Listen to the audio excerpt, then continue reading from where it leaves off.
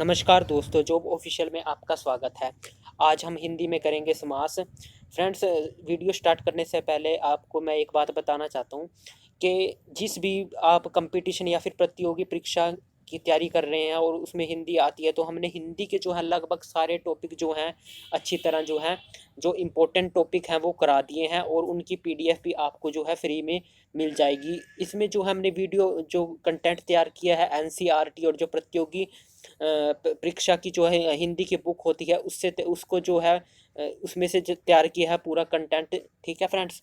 और जो है इसमें प्रीवियस ईयर क्वेश्चन का एनालिसिस करके उसका अध्ययन करके फिर ये आपका जो है कंटेंट तैयार किया है जो बिल्कुल ही शॉर्ट नोट्स हैं फ्रेंड्स। तो चलिए फ्रेंड्स, आज की जो है वीडियो स्टार्ट करते हैं समास। तो फ्रेंड्स, सबसे पहले आपको ये पता होना चाहिए कि समास का जो है परिभाषा इसकी देख लेते हैं। समास होता क्या है? जहाँ पर कम से कम शब्दों में अधिक से अधिक अर्थ को प्रकट किया जाए। यानी कि समास का अर्थ होता है कम करना या फिर संक्षिप्त करना।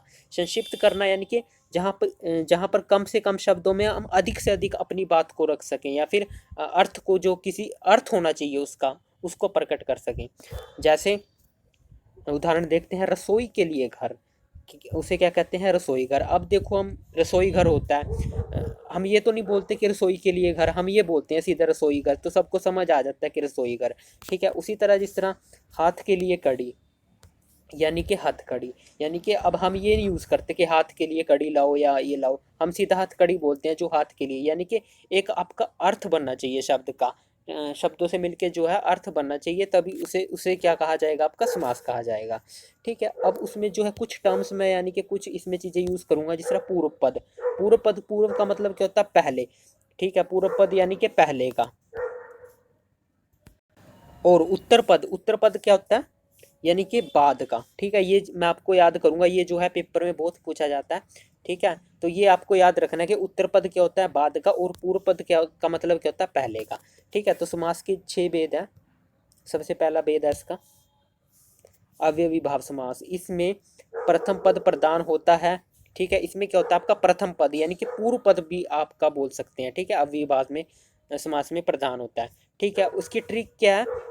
अगर शब्द में उपसर्ग लगा हो, अगर शब्द में क्या लगा हो? उपसर्ग लगा हो, तो उसमें क्या होएगा? अव्ययी भाव समास। अगर आपने उपसर्ग की जो है आपने वीडियो नहीं करी, तो मैं तो उसका तो आप प्लेलिस्ट में जा सकते हैं, वहाँ से जो है उपसर्ग कर सकते हैं।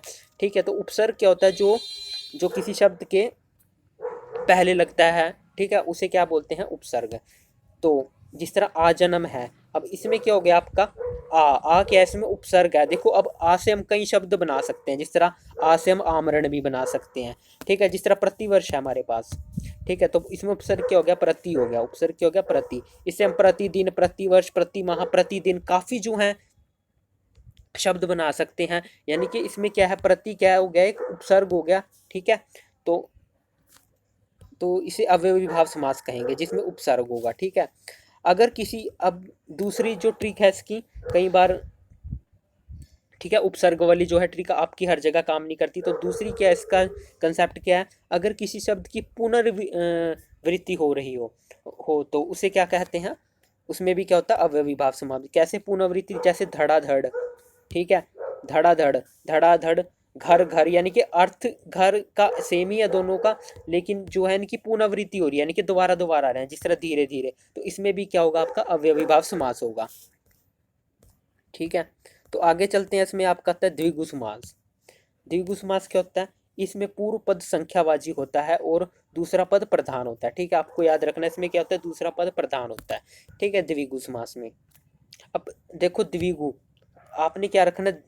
द से याद करना है। द का मतलब क्या होता है? द्विगु का मतलब कि दो। ठीक है। तो इसमें क्या होता है? पूर्व दूसरा पद प्रधान होता है, पूर्व पद संख्यावाची होता है। जिस तरह नवग्रह है, नव का मतलब क्या होता है? नौ। दोपहर यानी कि दो, इसमें क्या गया? दो। यानी कि तिरंगा, यानी कि इसमें यानी कि दो तीन, ऐसे जो है आपके जो है शब्द आएंगे इसमें। ठीक है। द्विगु समास में। और इसमें संख्या क्या होती है? 0 से 9 होती है। और क्या होती है?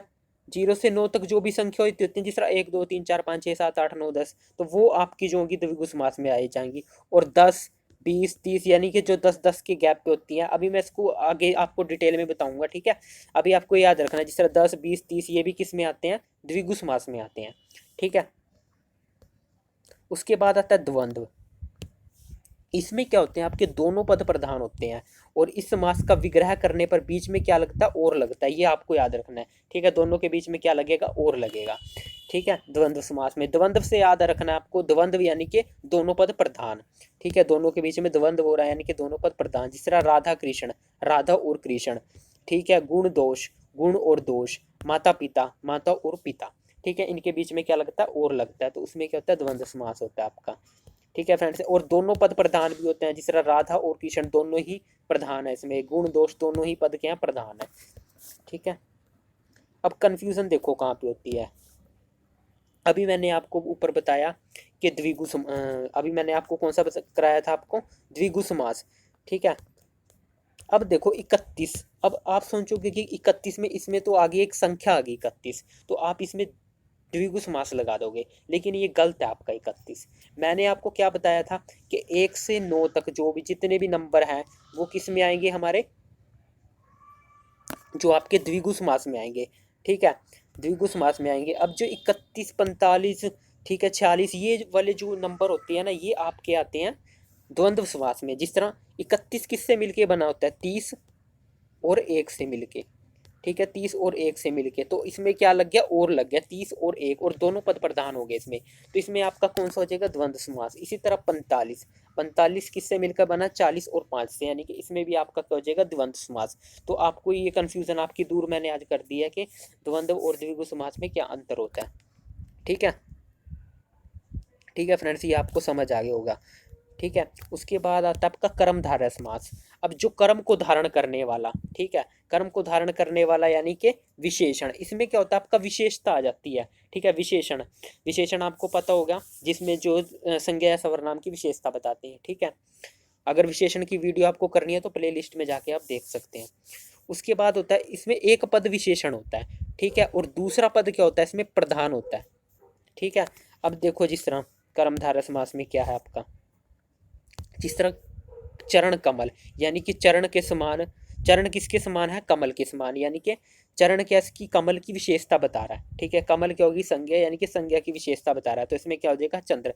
जिस तरह चंद्रमुख, चंद्र के समान मुख, ठीक है, यानी कि मुख की विशेषता बता रहा है, यानी कि मुंह की विशेषता बता रहा है, यानी कि चंद्र के समान। जिस तरह महात्मा, महान है जो आत्मा, यानी कि आत्मा की विशेषता बता रहा है कि वो महान है, तो इसमें भी क्या हो जाएगा, कर्मधारय समास हो जाएगा, ठीक है फ्रेंड्स। तो आगे चलते हैं। उसके बाद आता है बहुब्रीहि समास। इस समास में कोई भी पद प्रधान नहीं होता, दो पद मिलकर तीसरा पद बनाते हैं और वो प्रधान हो जाता है, ठीक है। कैसे होता है, इसमें कोई भी पद प्रधान नहीं होता आपका, ठीक है। बहुब्रीहि में आपको याद रखना है। जिस तरह अब देखो गजानन, ठीक है, गज प्लस आनन।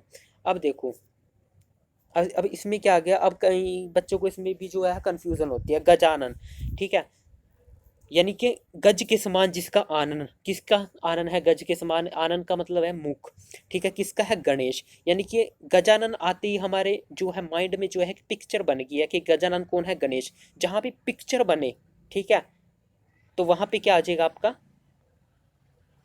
बहुब्रीहि समास आ गया। जिस तरह त्रिनेत्र, त्रिनेत्र किसके त्रिनेत्र हैं, शिव जी के, ठीक है। तो पिक्चर बन रही है इसमें भी, ठीक है, एक मतलब कि एक इंसान है, मतलब कि भगवान जी हमारे, ठीक है। जितने भी भगवान जैसे शब्द है ना, तो वो बहुब्रीहि समास में आ जाते हैं, ठीक है। अब जिस तरह त्रिनेत्र, कई बच्चे क्या कर देते हैं, इसमें द्विगु समास आ गया, क्योंकि मैंने क्या बताया था, जिसमें संख्या बताई जाए वहां पे द्विगु होता है, तो आप यहाँ पे गलत कर दोगे। त्रिनेत्र में आपने क्या लगाना है, बहुब्रीहि समास लगाना है, ठीक है। तो आपने यहाँ पे जो है द्विगु समास नहीं लगाना, ठीक है। जहाँ भी पिक्चर बनेगी, जिस तरह गजानन हो गए, ठीक है, या फिर पीताम्बर हो गया, ठीक है, तो वहाँ भी क्या आएगा, आपका बहुब्रीहि समास आएगा। अब जिस तरह दशानन आ गए, एक उदाहरण ले, अब यहाँ पे दश आ गया, कई बच्चे क्या लगा देंगे, यहाँ पे द्विगु लगा देंगे, उनका गलत हो जाएगा। दशानन कौन थे हमारे, दशानन किसको बोलते हैं, हम रावण को, ठीक है। तो यहाँ पे भी क्या हो जाएगा आपका, बहुब्रीहि समास हो जाएगा। चतुर्भुज, चतुर्भुज यानी कि चार, चतुर्भुज आते ही बच्चे क्या लगा देते हैं, इसमें द्विगु समास लगाते हैं, लेकिन चतुर्भुज यानी कि जिसके चार भुज, यानी कि मुख थे, जिसके चार मुख किसके थे, विष्णु भगवान के, ठीक है। तो ये आपको याद रखना है।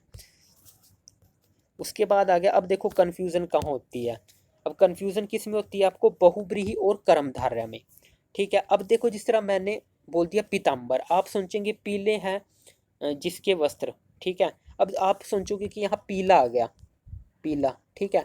तो पीला आप सोचोगे कि यहाँ पे विशेषण आ गया, तो आप कर्मधारय लगा दोगे।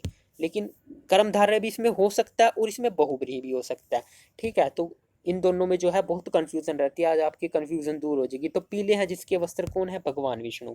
तो अगर ऑप्शन में दोनों आ जाए, इसमें आप दोनों लगा सकते हो, कर्मधारय और बहुव्रीहि भी, ठीक है। अगर ऑप्शन में दोनों आ जाए तो आपने प्रेफरेंस यानी पहले किसको लगाना है, बहुव्रीहि को लगाना है, ठीक है। सेकंड ऑप्शन में क्या लगाना है आपने, कर्मधारय। अगर बहुव्रीहि ऑप्शन में नहीं है तो आपने क्या लगाना, कर्मधारय पे। लेकिन अगर दोनों ही ऑप्शन में है तो आपने फर्स्ट लगाना है बहुव्रीहि को। उसी तरह नीलकंठ, नीला है जिसका कंठ। अब नीला से आप सोचोगे कि नीला, इसमें तो भाई विशेषण आ गया, नीला है जिसका कंठ, ठीक है। तो लेकिन नीला है कंठ जिसका कौन है, शिव जी भगवान है। तो इसमें आपको क्या लगाना है, कर्म जो है बहुब्रीहि समास लगाना है, ठीक है फ्रेंड्स। तो आपको ये कंफ्यूज नहीं होना कि बहुब्रीहि और कर्मधारय, आपकी कंफ्यूजन आज दूर होगी। उसके बाद आता है तत्पुरुष समास। तत्पुरुष समास में फ्रेंड्स, एक मिनट रुकना फ्रेंड्स।